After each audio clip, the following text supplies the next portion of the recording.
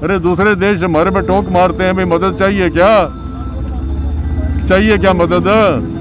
और हमने अपनी 6.5 करोड़ डोज जो है अपने पूरी नहीं हो रही, अपनी शॉर्टेज है, और हमने अपनी 6.5 करोड़ बाहर भेज दी। ये भाई सेंट्रल गवर्नमेंट के खिलाफ ये जो डीजल पेट्रोल की जो बढ़ी हुई कीमतें हैं, बहुत ज़्यादा मार पड़ रही है कोरोना के टाइम में। प्राथमिकताएं जो है ना वो बनानी ज़रूरी हैं। खर्च बताओ, अब 20,000 करोड़ ये सेंट्रल विस्टा प्रोजेक्ट पे खर्च कर रहे हैं। क्या वो प्राथमिकता होनी चाहिए थी, या ऑक्सीजन के प्लांट या कोरोना की रोकथाम वो होनी चाहिए थी? मैं बता रहा हूँ, बाहर से तेल महंगा आता था उस टाइम, और यहाँ गवर्नमेंट अपना टैक्स कम करके कंट्रोल रखती थी कि लोगों पे ज़्यादा बोझ ना पड़े। जाने कितनी गई हैं, जवान गए हैं भाई। बाकी देशों ने कैसे कंट्रोल कर लिया पहली वेव के बाद? बाकी देशों ने कैसे कंट्रोल कर लिया? जब यूनियन टूटी, फ्री भी डाल रहे थे तेल, तो इतना सस्ता तेल मोदी जी ने मंगाया। यहाँ तो राहत देनी चाहिए थी ना लोगों को, यहाँ टैक्स बढ़ाते गए। दोस्तों, तेल का खेल आप लोग इतने दिनों से देख रहे हैं। पेट्रोल और डीजल किस तरह से आसमान को छू रहा है जो उनका रेट है, लेकिन कोई ना कोई पार्टी, कोई ना कोई संस्था इसका विरोध करने के लिए हर रोज़ उतरते हैं। फिलहाल हम टोहाना में खड़े हैं और रिलायंस पेट्रोल पंप के हम सामने हैं। ज़रा दिखा दीजिए, रिलायंस पेट्रोल पंप दिखा दीजिए उधर। हालांकि बहुत भीड़ है, रोड जाम है यहाँ पर। क्यों जाम है? एक तरफ तो धरना चल रहा है कांग्रेस पार्टी के कार्यकर्ताओं द्वारा। यहाँ पर कांग्रेस पार्टी के पूर्व कृषि मंत्री श्री परमवीर सिंह यहाँ पर मौजूद हैं। उनसे भी हम बातचीत करते हैं कि किस तरह क्यों उन्होंने धरना लगा करके रखा है, और पेट्रोल और डीजल के जो दाम है क्या अभी बढ़े हैं या पहले से ही बढ़ते जा रहे हैं, और आज सूद आई है किसी न किसी को कि इनके खिलाफ भी मोर्चा खोला जाए। चलो जरा, उधर भी हाजिरी लगानी है, दूसरे 2 पंपों पे भी हाजिरी लगानी है। हाँ, 2 पंपों पे हाजिरी लगानी है। जी नमस्कार। ये आज आप धरना दे रहे हैं, इसको बताएंगे जरा कि किसके विरोध में चल रहा है धरना? ये भाई सेंट्रल गवर्नमेंट के खिलाफ ये जो डीजल पेट्रोल की जो बढ़ी हुई कीमतें हैं, बहुत ज़्यादा मार पड़ रही है कोरोना के टाइम में। तो ये टैक्स नहीं घटा रहे, टैक्स अपना बढ़ाया हुआ है इन्होंने, इसलिए ये कीमतें ज़्यादा हैं। और कोरोना के टाइम में राहत देनी चाहिए थी लोगों को, अपना टैक्स घटा के राहत देनी चाहिए थी। तो आपका जो धरना प्रदर्शन रहते हैं हर बार रिलायंस पंप के सामने ही रहते हैं, इससे कोई खास प्रेम है आपका? नहीं, दूसरे पंपों पे वर्कर हैं, पंपों के बाहर। हमने पंप के खिलाफ हम थोड़ा दे रहे हैं कोई, हम तो पंप के सामने बैठे हैं। तो आप लोग यानी कि हर जगह जितने भी पेट्रोल पंप है शहर में सब पर धरना दे रहे हैं? बाकी पे भी बैठे हैं हमारे वर्कर 2 पंपों के और बाहर बैठे हैं। यही डीजल और पेट्रोल की जो सेंट्रल गवर्नमेंट द्वारा बढ़ी हुई कीमतें हैं उसके खिलाफ। तो आपकी कांग्रेस के कार्यकर्ता है सिर्फ, या फिर और कोई संगठन या कोई किसानों का? कांग्रेस पार्टी ऐसे है, कांग्रेस पार्टी का ये प्रोग्राम है, ये प्रोग्राम कांग्रेस पार्टी द्वारा है। बाकी कांग्रेस पार्टी भाई बिल्कुल किसानों के साथ है, कांग्रेस पार्टी, उसमें क्या है? तो आपको नहीं लग रहा कि कांग्रेस के टाइम में तेल ज़्यादा सस्ता था और अब बीजेपी टाइम में ज़्यादा महंगा? मैं बता रहा हूँ, बाहर से तेल महंगा आता था उस टाइम, और यहाँ गवर्नमेंट अपना टैक्स कम करके कंट्रोल रखती थी कि लोगों पे ज़्यादा बोझ ना पड़े। अभी उल्टा हुआ।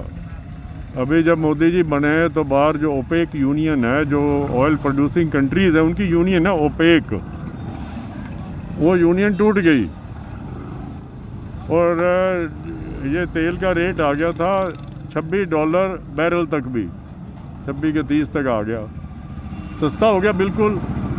अमेरिका में उस टाइम जब यूनियन टूटी फ्री भी डाल रहे थे तेल, तो इतना सस्ता तेल मोदी जी ने मंगाया। यहाँ तो राहत देनी चाहिए थी ना लोगों को, यहाँ टैक्स बढ़ाते गए, कोरोना महामारी आ गई उसमें भी बढ़ाते गए, उसमें तो राहत देनी चाहिए थी ना। तो इसको आप सिर्फ हरियाणा स्टेट गवर्नमेंट को जिम्मेवार ठहरा रहे हैं, सेंट्रल गवर्नमेंट को? इसमें सेंट्रल गवर्नमेंट का टैक्स ज़्यादा है पेट्रोल डीजल पे। स्टेट गवर्नमेंट भी अपना टैक्स नहीं घटा रही, पर ज़्यादा टैक्स जो है सेंट्रल गवर्नमेंट द्वारा लगाया हुआ है, तो ही ये रेट इतने हैं। सर राजस्थान में भी पेट्रोल बहुत ज़्यादा महंगा है, वहाँ की स्टेट गवर्नमेंट है जो वहाँ पर भी ज़्यादा टैक्स ले रही है इस हिसाब से। सेंट्रल गवर्नमेंट का है ना ज़्यादा टैक्स, तो स्टेट गवर्नमेंट का टैक्स कम होता है और ज़्यादा जो असर पड़ता है वो सेंट्रल गवर्नमेंट के टैक्स का पड़ता है रेट पे। तो सेंट्रल गवर्नमेंट का तो कहना है कि जो टैक्स लिया जाता है उस टैक्स से जो भी आमदनी होती है, जो कलेक्शन होती है, वो लोगों के स्वास्थ्य को लेकर के ले लीजिए या किसी और स्वास्थ्य के लिए सुन लो। अब आप ये बताओ भाई, क्या यहाँ सबको पता है भाई कोरोना की 3 वेव आ सकती हैं। ये पहले भी स्पेनिश फ्लू आया था, वो भी इसी फैमिली का था, कोरोना की फैमिली का। सार्स भी 2002 में सार्स भी आया। सबको पता है भाई इसकी 3 वेव आ सकती हैं।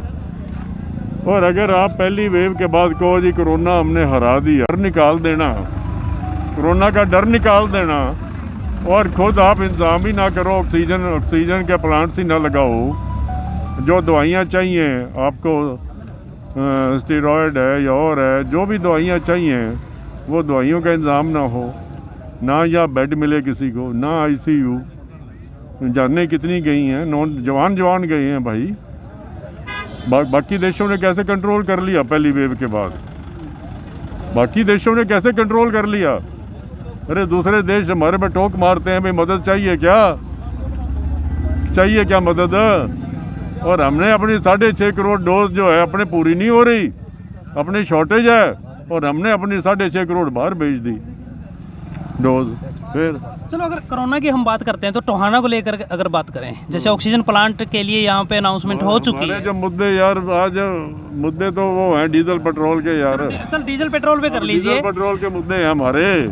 अब सरकार ये कह रही है कि जो भी टैक्स लिया जाता है वो लोगों की सुविधाओं पर ही खर्च होता है, जो टैक्स लिया जाता है, इसको लेकर के भाई प्राथमिकताएं जो है ना वो बनानी ज़रूरी है। खर्च बताओ, अब 20,000 करोड़ ये सेंट्रल विस्टा प्रोजेक्ट पे खर्च कर रहे हैं। क्या वो प्राथमिकता होनी चाहिए थी, या ऑक्सीजन के प्लांट्स या कोरोना की रोकथाम वो होनी चाहिए थी? लोगों को जानों से बचाने की रोकथाम वो करना जैसे दूसरे देशों ने किया है। चला ना कोरोना, सारे देशों में चला। उन्होंने कैसे कंट्रोल कर लिया भाई? कैसे कर लिया कंट्रोल? और यहाँ नहीं हुआ। यहाँ प्राथमिकताएं कुछ और थी। बात प्राथमिकताओं की है। यहाँ सेंट्रल विस्टा जैसे प्रोजेक्ट, ये प्राथमिकताएं हैं 20,000 करोड़ की। तो हमारे साथ पूर्व कृषि मंत्री कांग्रेस से थे, उनका कहना है कि हरियाणा सरकार या फिर सेंट्रल गवर्नमेंट की अगर बात करें तो प्राथमिकताएं कुछ और हैं, यानी कि जो टैक्स से पैसा मिलता है वो लोगों की सुविधाओं के लिए ही लगाया जाता है, लेकिन जो भारत सरकार की प्राथमिकताएं हैं वो कुछ और है। तो यहाँ पर आप देख सकते हैं कि भीड़ ज़्यादा नहीं है, लेकिन तादाद इतनी है कि कांग्रेस के कार्यकर्ता इस मुद्दे को उठा करके दिखाना चाहते हैं कि पहले से ही कोरोना इतनी गर्मी है, गर्मी में धूप में बैठे हैं, आप देख सकते हैं। दूसरी बात ये है कि कोरोना के टाइम में इतनी जो सुविधाएं लोगों को मिलनी चाहिए थी स्वास्थ्य को लेकर के, लेकिन वो सुविधाएं नहीं मिली है। चाहे कि पूर्व हाँ, ये बात भी बता देते हैं कि हर पेट्रोल पंप पर हर जगह कांग्रेस कार्यकर्ता बैठे हैं। तो इनका मुद्दा जो है फिलहाल का यही है, क्योंकि बेरोजगारी ज़्यादा बढ़ गई है और उसमें फिर ऊपर से जैसे पेट्रोल डीजल के रेट बढ़ा करके जैसे कि पैसे वसूले जा रहे हैं, वो भी एक तरह से हर इंसान पर मार है। तो बने रहिए माई सिटी न्यूज़ के साथ, आगे खबरें आपको दिखाते हैं। ऐसे है, इधर आप शुरू में आते हैं तो काफ़ी भीड़ थी, धूप की वजह से ना कोई काफ़ी दूसरे पंपों में चले गए। नहीं, हम उधर भी जाएंगे, सब जगह से लेकर के हम भी जाएंगे, उधर भी हाजिरी लगाएंगे।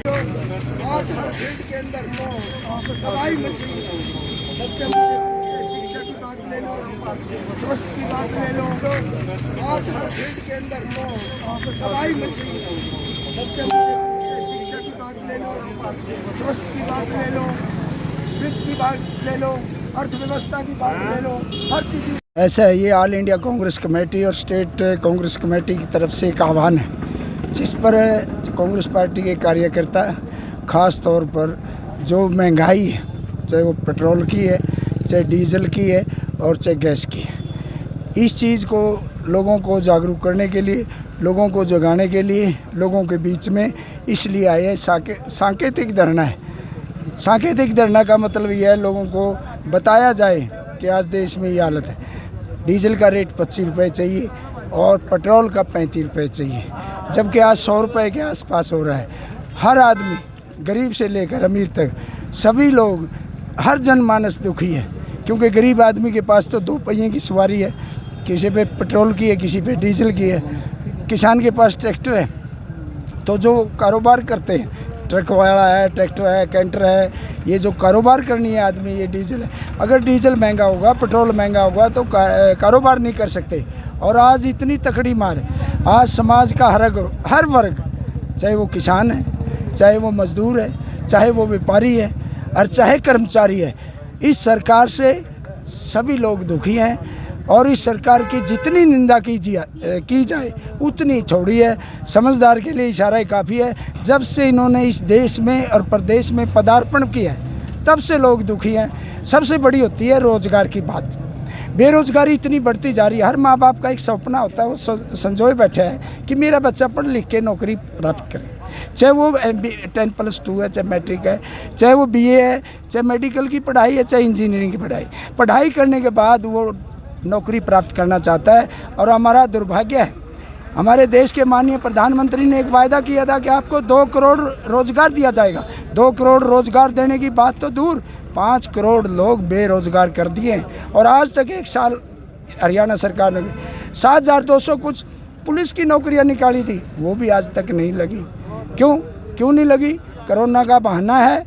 और कोरोना का बहाना बना करके महामारी का मानते हैं, महामारी है, बीमारी है, लेकिन इतनी नहीं है जितनी शार्ट में गलत काम। इस कानून को लाने की क्या ज़रूरत थी? किसान विरोधी काले कानून ले, तो अगर ये लाना था सबसे सलाह मशवरा करके, अब इसको एक करके रद्द कर दें, कहानी ख़त्म, दोबारा नए सिरे से इसको बना लें, सबकी सहमति से बना लें, क्या दिक्कत है? लेकिन ये गूंगी बहरी सरकार है, जनमानस की सुनती नहीं। समाज का हर वर्ग दुखी है, चाहे वो किसान है, चाहे मजदूर है, चाहे व्यापारी है, चाहे कर्मचारी है। कहने का मेरा भावार्थ ये है, जो नेता देश में होता है, लोकतंत्र में होता है, वही नेता मान्य होता है जिसकी नीति और नीयत साफ हो। ना इनकी नीति है ना नीयत है, दोनों चीज़ों में खराबी है। इसलिए सारा देश इनसे उब चुका है। अब तो परमपिता परमेश्वर से एक ही प्रार्थना करते हैं, हे भगवान प्रकृति का ऐसा कर ताकि ये पब्लिक से छुटकारा मिले और ये कहीं चले जाएं। इन आदमियों की तो जेलों में जगह होनी चाहिए थी। आज ये सत्ता में बैठे, हम 2, हमारे 2, हम अमित शाह और ये, और तो किसी की सुनाई नहीं। कितने मेंबर पार्लियामेंट हैं, सांसद हैं, विधानसभा में विधायक हैं, किसी की कोई सुनाई नहीं।